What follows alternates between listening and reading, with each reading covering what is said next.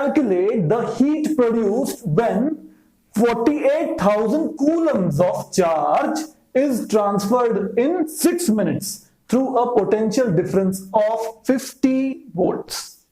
Okay, so that is the question. तो ये एक सवाल है हमारे पास कि अगर हीट प्रोड्यूस्ड कितनी होगी अगर चार्ज फ्लोइंग 48,000 है और 6 मिनट के लिए अगर चार्ज पास हो रहा है, पोटेंशियल डिफरेंस 50 वोल्ट दिया हुआ है, हमें हीट प्रोड्यूस पता करना है. So we know the charges, that is Q is equal to 48,000 coulombs. We also know the time, that is 60 minutes. No, it is 6 minutes. Okay, 6 minutes time is given. So we will convert, हमें क्या करना है, minute को second में convert करना है SI unit के लिए.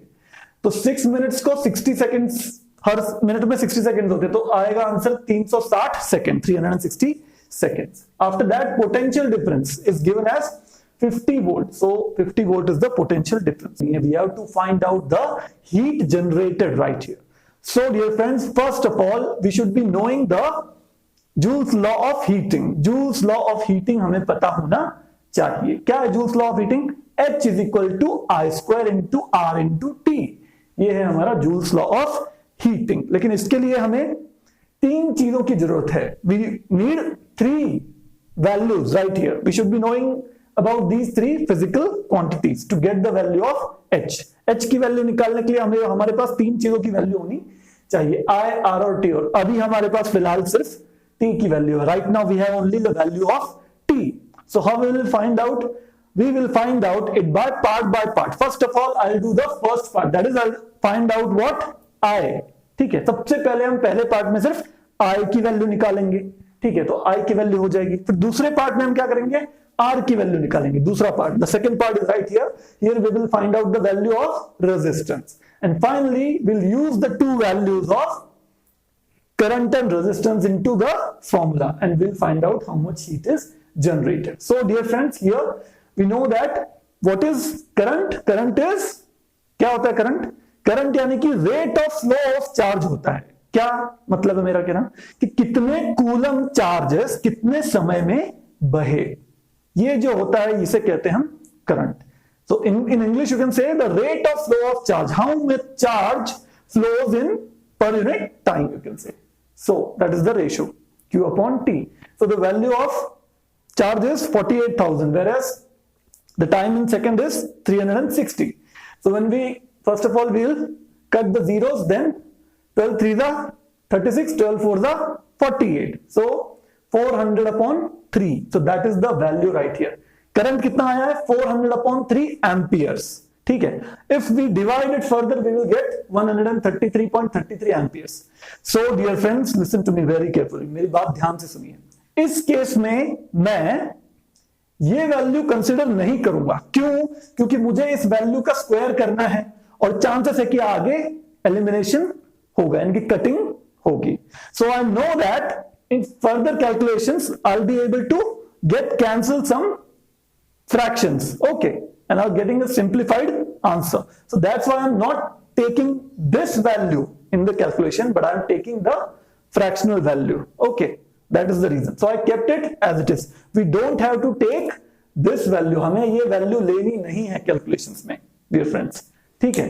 अब I की value मिल गई हमें कितनी, 400 upon 3 amperes. इसी तरह भी हमें रेजिस्टेंस की वैल्यू निकालनी है. Now we have to find out the value of resistance, that is V is equal to IR by Ohm's law.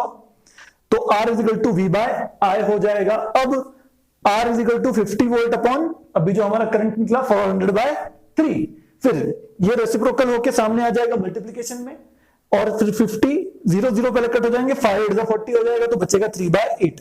तो रेजिस्टेंस कितना होगा, how much will be the resistance, 3 upon 8 ohms.